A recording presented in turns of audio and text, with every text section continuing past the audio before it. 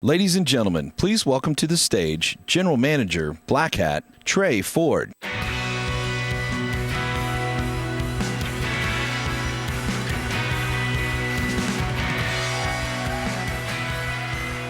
Good morning. Welcome. Before we get started, I want to take a moment with you. I'd like to call for a moment of solidarity. I would like you to join me now in a moment of silence to honor Barnaby Jack.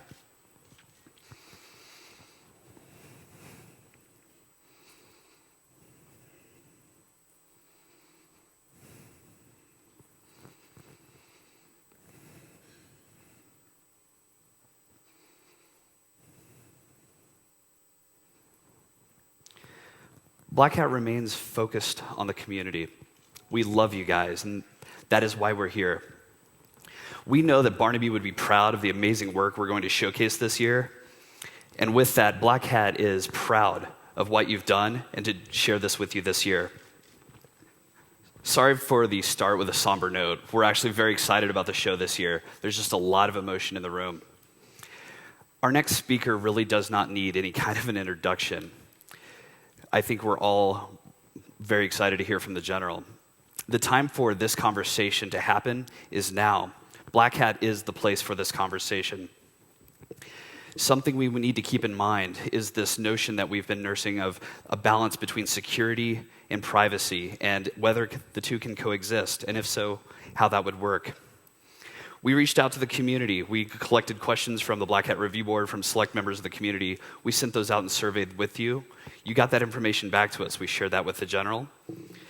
I believe that our communities are deeply linked, the security community, the intelligence community, and I think it's time for the General to come set some facts straight. The conversation cannot continue effectively without getting some insight, some perspective, some clarity on the facts.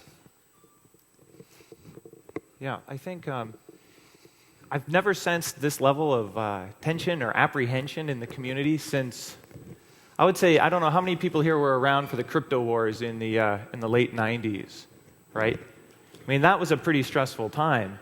And that pales in comparison to what's going on now. That was, how do we export math? How do we control cryptography? The Clipper chip. You know, the government might want to listen into our phone calls. How times have changed. So I think a lot of us are wondering, like, well, what comes next, right? We're now starting to face these issues that was only been hinted at. And rumor has it that the General's a pretty busy guy, and I think it would have been easy for him to sort of duck out and not come speak to us, you know, go to a meeting. But instead, he's coming here to speak with us, not because he has to, but because he wants to. And I think that really speaks toward his integrity and his interest in engaging with us and with the community. And last year, I'd been trying to get a director of NSA to speak at DEF CON for as long as I've been doing DEF CON. And finally, one came to DEF CON last year, General Alexander. And he tried to start a conversation with us about shared values, and then how do we set the needle on civil liberties, privacy, but security. And it's never going to be a static needle. This needle is going to move around, but how do we set it? And I think he's a big believer in that technology and working with communities such as ours can lead to a more transparent and easier way of setting the needle. Because it's going to get set one way or the other. And I think what's happening here is there's this tension between offense seems to be really winning right now. I mean, offense is doing sweet. Defense, not so much. And so a lot of people are thinking, well, so what does that mean? What does that mean to my business? Well, how are you going to move forward in this environment of sort of like all-pervasive offense capabilities? And I think really this is giving us an opportunity now to finally have this conversation that we've all been wanting to have for 5 or 10 years. And I think the General wants to have that conversation as well. So I think this topic is more important than ever, and I'm just really proud that these things are going to start happening here. Trey? I think we all look forward to hearing from the General. I think we can all respect that there's a lot of things he can't share with us. I think that we have a responsibility to try to set aside hyperbole to give a very focused look at the facts. Without further ado, let's welcome General Alexander to the stage.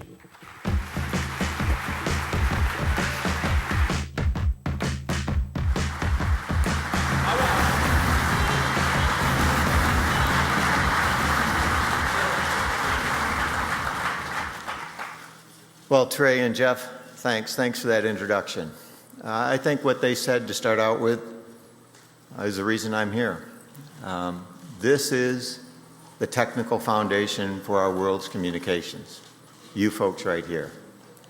And the issue that stands before us today is one of what do we do next? How do we start this discussion on defending our nation and protecting our civil liberties and privacy?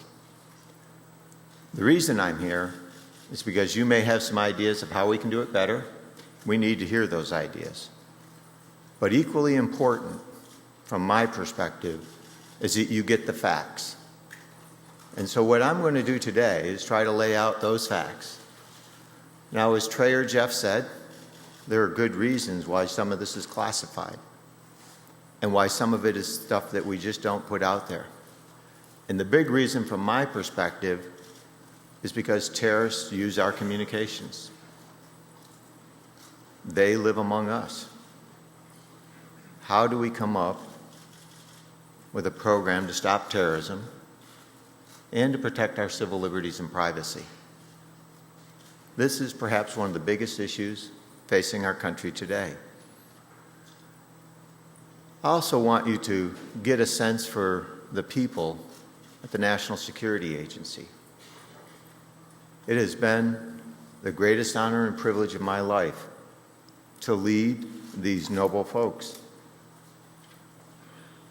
They're the ones, and you'll get a little bit of sense of what they've done for our country over the past 8 years while I've been there. And their reputation is tarnished because all the facts aren't on the table. But you can help us articulate the facts properly. I will answer every question to the fullest extent possible. And I promise you the truth. What we know, what we're doing, and what I cannot tell you because we don't want to jeopardize our future defense.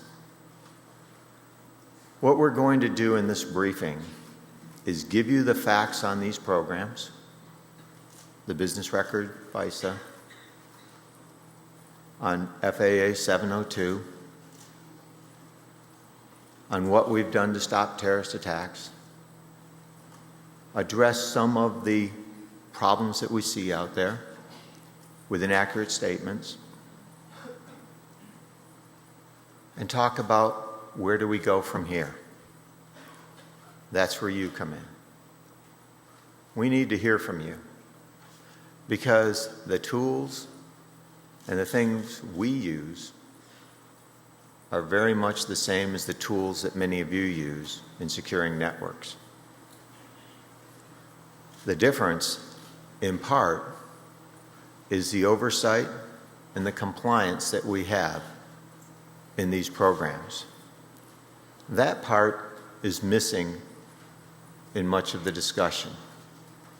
I believe it's important for you to hear that, for you to understand what these people have to do in order to do their job to defend this nation, and the oversight regime that we have with the courts, with Congress, and with the administration. I think you need to understand that to get the full understanding of what we do and what we do not do. I think it's important to also step back. Let's go back to the beginning. How did we get here? And normally, being a general, I would say, next slide, but they gave me a device. And they said, figure it out. It says Q. I thought that would be clue. Okay. So, there we go. Let's go back to 1993, the World Trade Center. It goes pretty quickly. Khobar Towers, the East Africa Embassy bombings, the USS Cole, 9/11. Al-Qaeda on the ones on the bottom there throughout. Khalid Sheikh Mohammed helped fund the first World Trade Center and was the mastermind behind 9/11. We became a nation transformed. The intelligence community, according to the 9/11 Commission, failed to connect the dots. What do I mean by that? What do I mean by failed to connect the dots? We had intercepts of one of the 9/11 hijackers, Midar, from Yemen. We didn't know because we didn't have the tools and the capabilities to see that he was actually in California. We couldn't provide the right tip or information that connected that foreign dot to a domestic plot. The intelligence community failed to connect those dots. And now what we're doing is putting into existence these programs. But I think in order to understand, so how do we actually use these programs? From my perspective, it's important to first understand the people at the National Security Agency, what they do and how they do it. So from my perspective, the best first thing is to step back and say, what did they do during this time period? What are they doing? And so our job is defending this country, saving lives, supporting our troops in combat. And when you think about our soldiers, sailors, airmen, and Marine that were in Iraq and in Afghanistan, it is our responsibility, along with the rest of the intelligence community, to provide the information that they need to survive, to go after the enemy. What you see on this slide is one of those tools that we brought to bear. This is a technical tool. What's not shown on the slide is the thousands of NSA personnel who volunteered to go forward. Over 6,000 NSA employees have gone to Afghanistan and Iraq. 20 of those cryptologists paid the ultimate price to ensure our troops had the intelligence they need. That's a noble purpose. That's what these people do. And you can see the impact. And for me, it was an honor and privilege to work with these folks. The time and the effort that they spent. Our discussions with General Dave Petraeus, General Stan McChrystal, Ray Odierno, Lloyd Austin, and Admiral Bill Craven.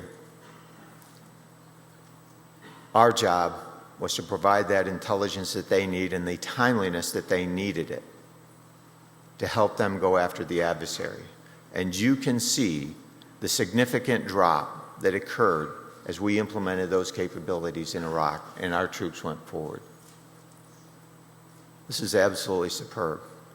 The mindset of these people is foreign intelligence to save lives, our military, our civilian. That is a true noble effort. And those are the types of people I have the great honor and privilege to lead. But the discussion today has to take that next step. Well, what about counterterrorism?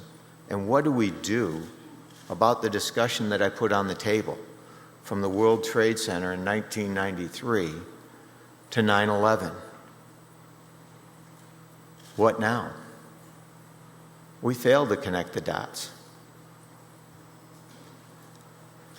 And so we had to come up with a way of helping to stop the attack. Our government, Congress, the administration, and the courts all joined together to come up with programs that would meet our Constitution and help us connect those dots. I think it's important to understand the strict oversight that goes in on these programs. Because the assumption is that people are out there just wheeling and dealing. And nothing could be further from the truth. We have tremendous oversight and compliance in these programs. Auditability. And for many of you with a technical background that work net flow and other things like that, you know that we can audit the actions of our people, 100% in this case, and we do that. But this information and the way our country has put it together is something that we should also put forward as an example for the rest of the world. Because what comes out is we're collecting everything. That is not true. What we're doing is for foreign intelligence purposes to go after counterterrorism, counterproliferation, cyber attacks. And it's focused. And if you think about net flow and the amount of information, you couldn't afford or don't want to collect everything. It makes your analysis harder. If your intent is to go after terrorists, how do you do that? And so there are two programs that we have here. A metadata program, one that helps us connect the dots in the least intrusive way that we can, and the FAA 702 or Section 702 authority, which allows us to go after content. I'm going to go into each of these in detail. But I wanted to put out one thing that's important. Industry just doesn't dump stuff to us and say, hey, here's some interesting facts. They are compelled by a court order to comply. They are compelled by a court order to comply, where all three branches of our government have come together. Think about the lawful intercept program that we have here. I think this is a standard for other countries because we have the court overseeing it, we have Congress overseeing it, and we have the administration, and I'll go into all the different parts of the administration that oversees that. And I've heard some people say that the court is a rubber stamp. I'm on the other end of that table with federal judges. And anybody here who's been up against a federal judge knows that these are people with tremendous legal experience that don't take any, I'm trying to think of a word here, from even a 4-star general. They want to make sure that what we're doing comports with the Constitution and the law. And they are dead serious on it. These are folks that have given their whole lives to our nation's judiciary system. These are folks who know they're probably not going to go to the Supreme Court, but they want to do something for our nation. These are tremendous judges. They aren't a rubber stamp. And I've been in front of that court a number of times. I can tell you from the wire brushings that I've received, they are not a rubber stamp. Let's go into the details of these programs. Press the button.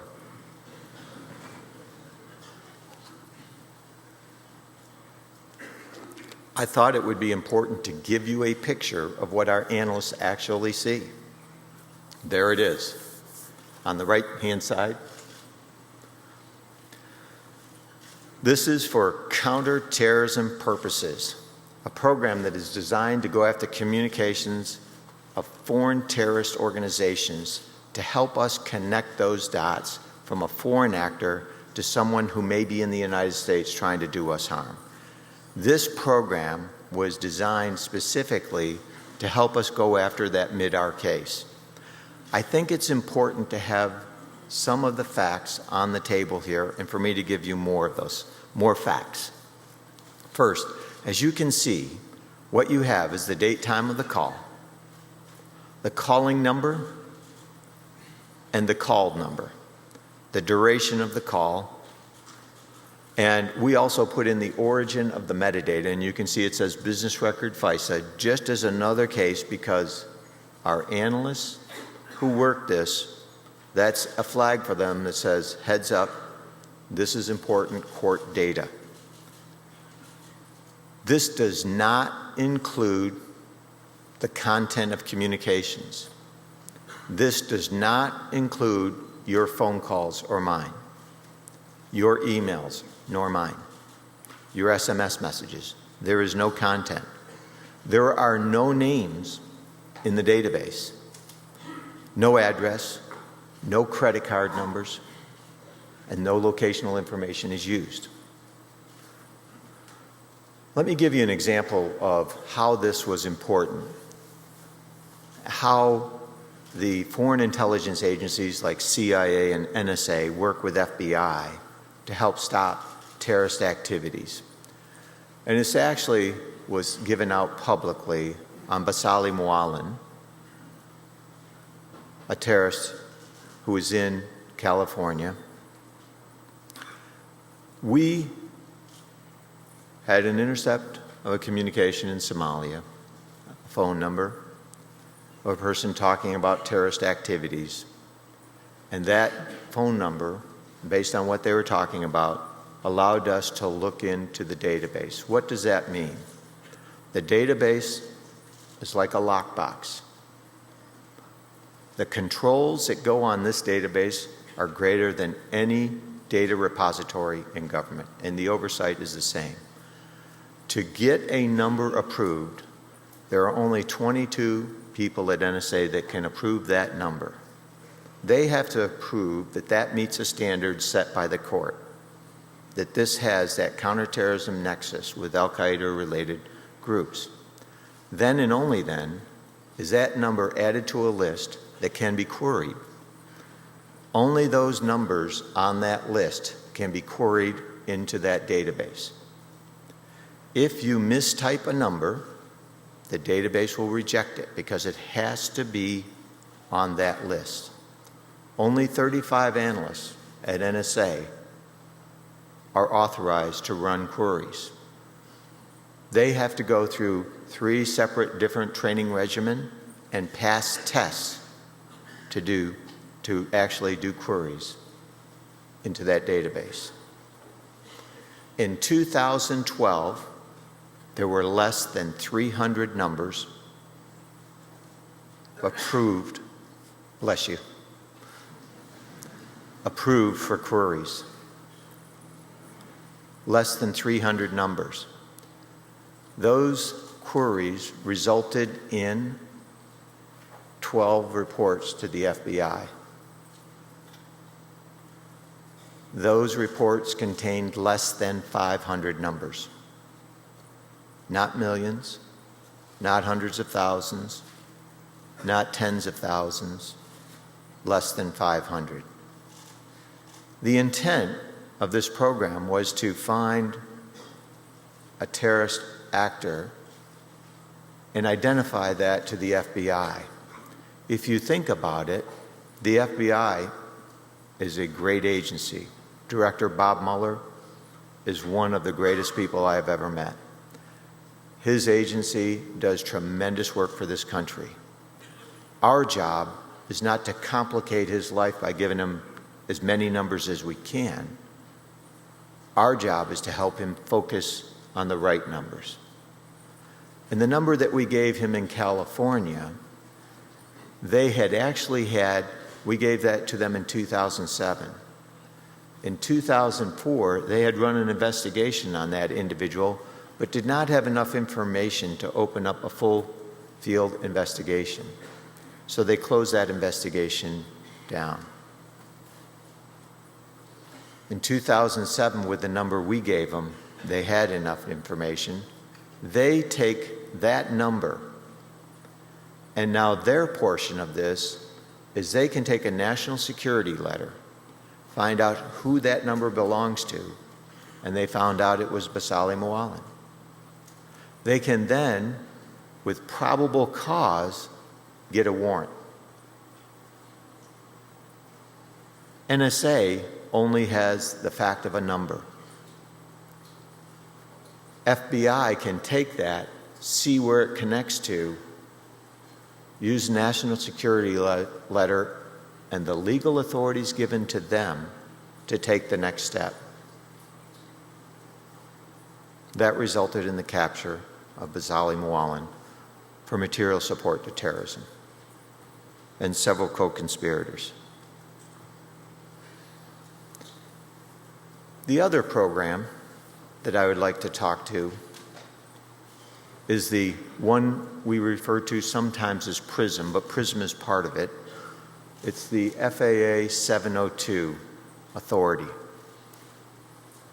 This is for foreign intelligence purposes. This is content. This is not targeting U.S. persons. This is targeting threats overseas. This is our lawful intercept program, which is analogous to many other countries around the world. They compel service providers to provide information just as we do. But I mentioned earlier, we have, I believe, a great standard when we look at the court, Congress, and the administration all looking at what we do on each of these. I should mention on the previous slide 100% auditability. So let me just go back to that. I didn't give you that part, and I promised I would, so I don't want you to think I left that out. 100% auditability. Well, that was quick. So maybe there is a no going back.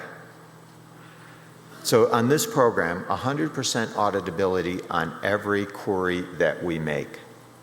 And that is overseen by our Inspector General, our General Counsel. In 2009, in our discussions with the President, when he first came on board, we talked to him about these programs.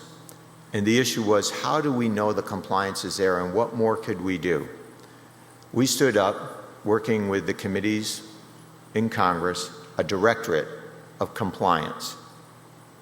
This directorate of compliance is headed by legal professionals and information specialists that can look at everything that we do in these programs and ensure they comport with the court orders.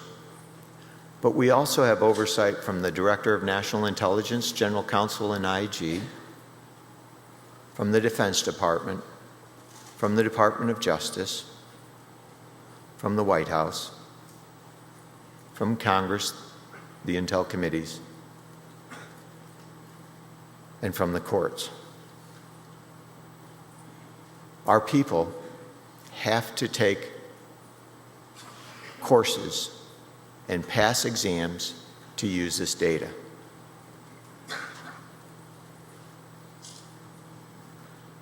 So the same level of control is given to the FAA 702 data. In fact, this is the one that at times people say they're listening to all our communications. That is not authorized under this.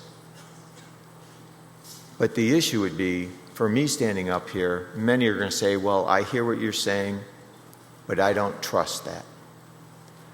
Congress did a review of this program over a 4-year period, the Senate Select Committee on Intelligence. And over that 4-year period, they found no willful or knowledgeable violations of the law or the intent of the law in this program. More specifically, they found no one at NSA had ever gone outside the boundaries of what we've been given. That's the fact. What you're hearing, what you're seeing, what people are saying is, well, they could. The fact is, they don't. And if they did, our auditing tools would detect them, and they would be held accountable. And they know that from the courses that they take and the pledge that they've made to this nation. And they take that very seriously. Remember, their intent is not to go after our communications. Their intent is to find the terrorist that walks among us. How do we do that? So we have two programs that help us do that. One is on metadata, the least intrusive measure that we could figure out, and that's something that we should discuss, that allows us to hone in and give the FBI greater insights into these actors. And we have this content program, again audited, again our people that go through this have to go through these courses and pass those tests. There are allegations out there that they listen to all our emails. They do all these things. That's wrong. We don't. And if we did, we would be held accountable. 100% auditability on what we do here. At times, I look at that and say, is this too much? Our people say it's the right thing to do. The nation needs to know we're going to do the right thing. We comply with the court orders and do this exactly right. And if we make a mistake, we hold ourselves accountable and report it to everyone. I want to give you an example of what this means to us, what this means to our nation. I'm going to talk about the Zazi case, or the New York City subway bombing, because I think it's important for you to understand how these programs come together.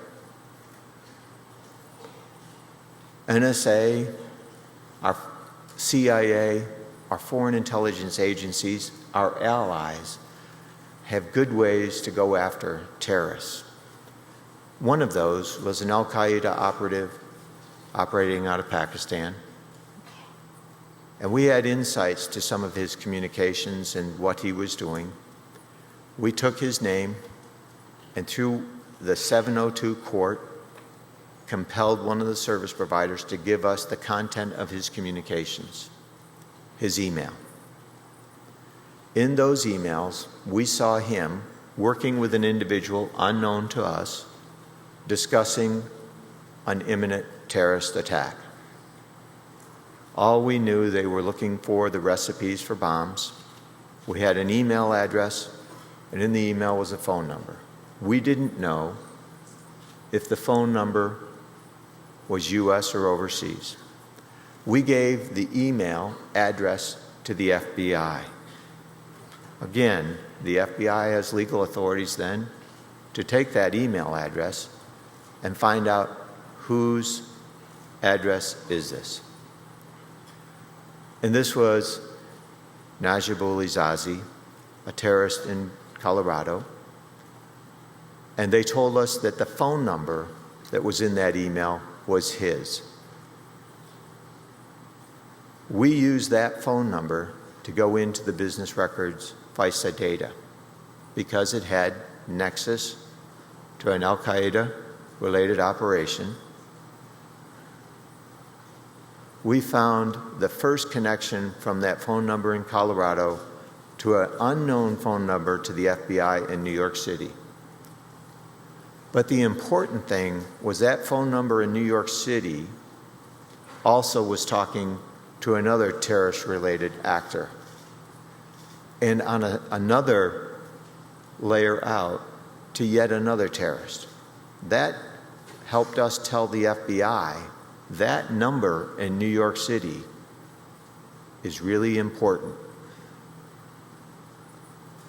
That number was Addis Medellin. Time was of the essence in this case. You may recall that Zazi was driving across the country to conduct the attack. We intercepted this around the 6th of September, and the attack was supposed to occur by 14 September. The FBI has to put these pieces together based on our input, what they get from Customs and Border Patrol, what they get from other intelligence agencies and law enforcement, and figure out what's going on. They are superb. They stopped this attack. This would have been the biggest attack in the United States since 9/11. It came, the initial tip came from the PRISM FAA 702 data. The business record FISA is a tool that also adds value, but it can only add value in the United States. So what does that mean? What have these capabilities done? We have talked about 54 different terrorist-related activities. I put them up here so that you can see what we've been able to do. These are facts. This is a partnership between our foreign intelligence agencies and the FBI, between our country and our allies. We stopped 13 related terrorist activities in the United States and 25 more in Europe. There are a number of things that comes out of this slide. First, the business record FISA can only help in those that are in the United States. It had a role in 12 of those 13. In 4, it came up with no results that was of operational value to the FBI. In the other 8, it provided leads for the FBI to go after. FAA 702 provides value across 53 of these, and in roughly half of them, it was the initial tip. Our nation takes stopping terrorism as one of the most important things. Freedom! Exactly. And with that, when you think about it, how do we do that? Because we stand for freedom. Not that. But I think what you're saying is that in these cases, what's the decision? Where's the discussion? And what tools should we have to stop those? No, I'm saying I don't trust you. You lied to Congress. Why would we believe you're not lying to us right now? I haven't lied to Congress. What about XKS? Congressional testimony. Wait for the question session. Thank you for that. But I do think this is important for us to have this discussion because, in my opinion, what you quickly believe is that which is written in the press without looking at the facts. This is the greatest technical center of gravity in the world. I ask that you all look at those facts. Check that out. Read the congressional testimony. Look at what we're talking about here because this is our nation's future. This is what we've done with these programs. And in my opinion, that's not bull. Those are facts. And what we see coming at our country is more of the same. So the question that we have with all of us, so what do we do? Let's begin that discussion. We ought to put the facts on the table and have that discussion so that people who are revealing information that can hurt the future of this country and our citizens, I believe that is irresponsible and will have significant damage to our country. How do we defend this country? That's the question. What you're asking us to do is to defend the country, and we take an oath to that Constitution, and we take that very seriously. It's not either or, it's both. And so here, if you want to be constructive and you want to help get this right, be part of that discussion. Put the facts on the table. That's what we need. You need to understand what we're trying to do to defend the country and protect civil liberties and privacy. On the business record FISA, 15 judges have approved that 34 times. Congress, the courts, and the administrations have looked at it. This morning, the Director of National Intelligence declassified some of those. Review that. See what we do in going after these. So with that, I'd like to open it up for questions.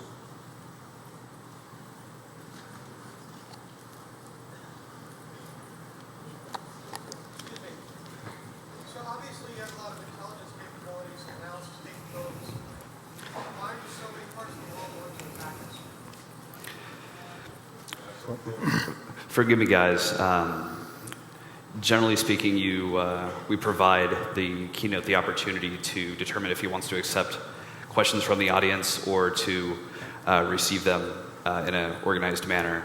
We reached out to the community to try to gather those, to organize those. We weighed them, we ranked them. This is not canned. The general doesn't know what we're throwing at him, but I want to make sure that we're asking your questions for you. We've got a very limited amount of time. If I could, though, please. I have no problem answering yours. that question because I think that's a great question. Why?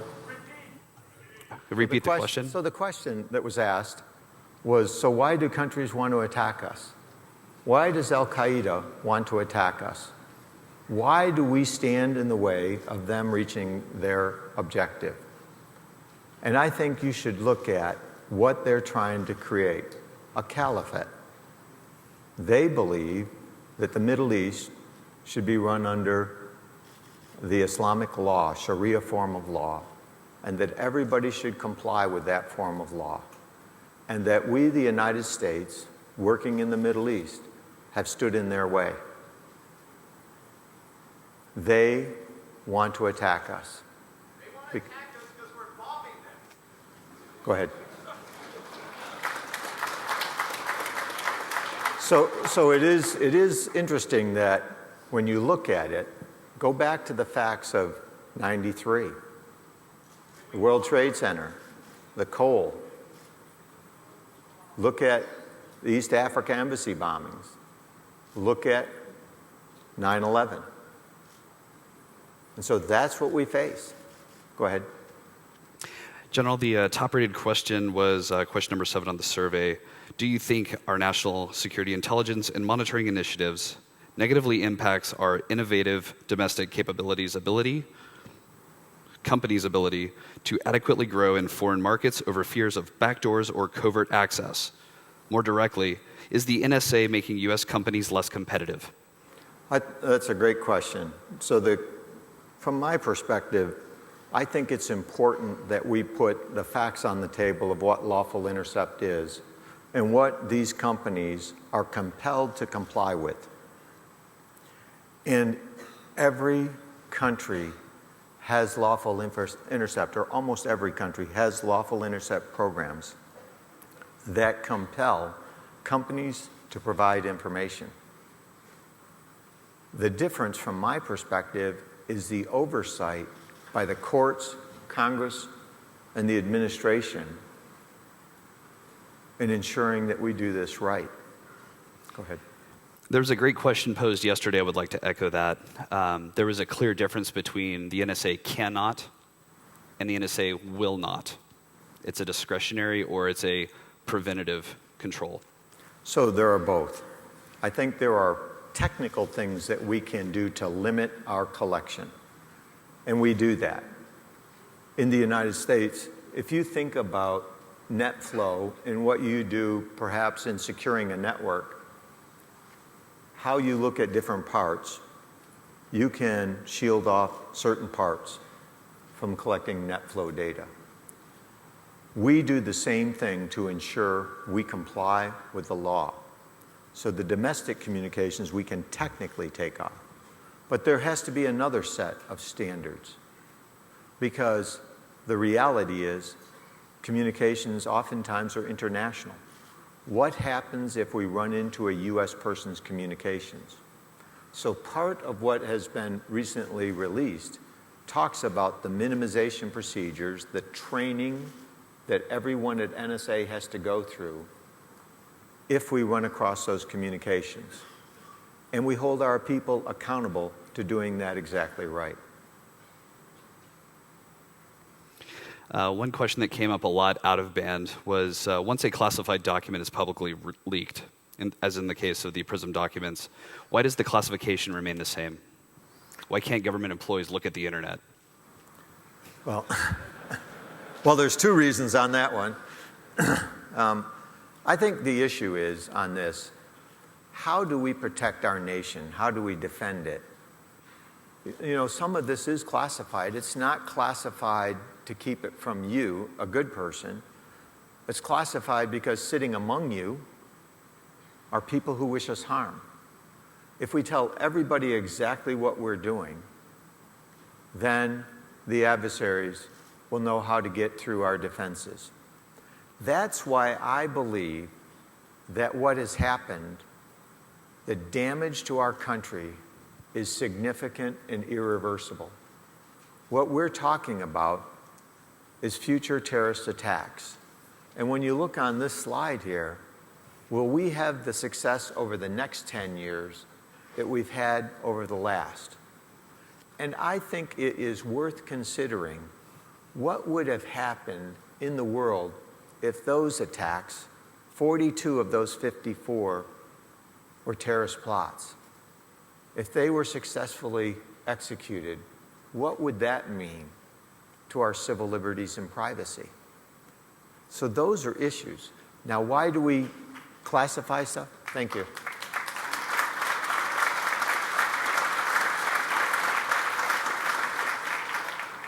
Go ahead. General, I know the NSA doesn't shop where we do. Our attendees here at BlackHat have a certain cadre of tools in our arsenal for defense.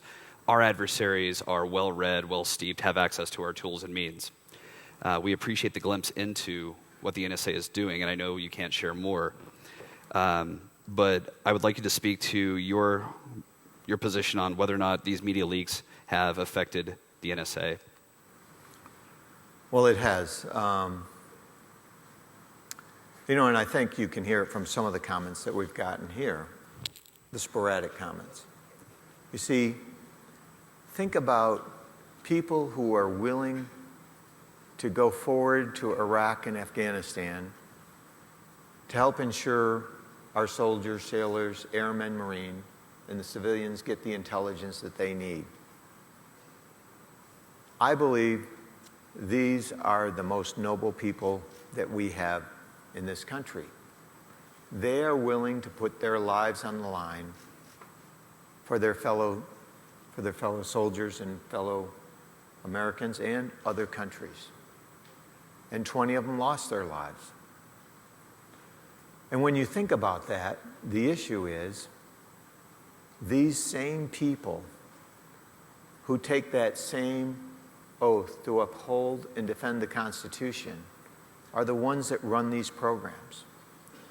And we get all these allegations of what they could be doing, but when people check, like the Intelligence Committee, they found 0 times that's happened.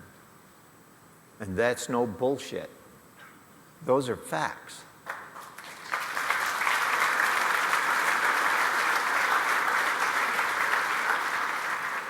Please don't put that out in open press.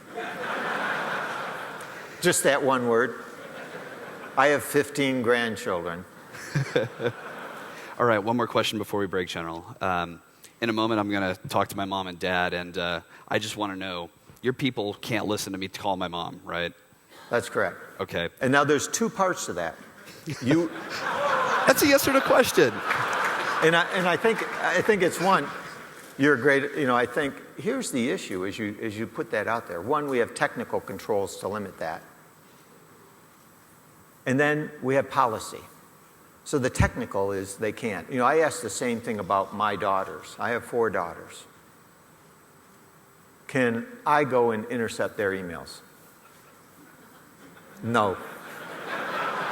Can you? And the reason you may be able to. But the technical limitations are in there. Now, people who try to circumvent that, there's also 100% auditing. So when you put in my daughter at x.com, and an auditor then looks and says, what's the foreign intelligence purpose of this query? And the analyst putting that in has to state that and show that what they're doing meets that standard. Is it Trey Terrace? You're on Thanks. Trey's a good person. No well, I guess. I hope. No terrorist associate. So the issue really becomes the issue that I would ask you to look at. And all of those that find what we're doing that should be limited more, my comment is help us defend the country and come up with a better solution.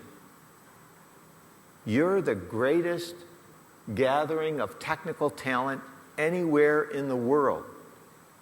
If we can make this better, the whole reason I came here was to ask you to help us make it better.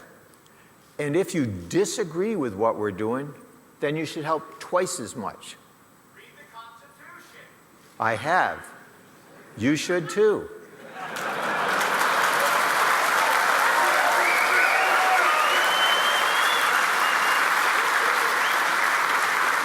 General, I know that it would have been a lot easier to not come. BlackHat is a warm, loving crowd that loves, guests in a different way. Yeah. But thank you so much for coming out. Thank you.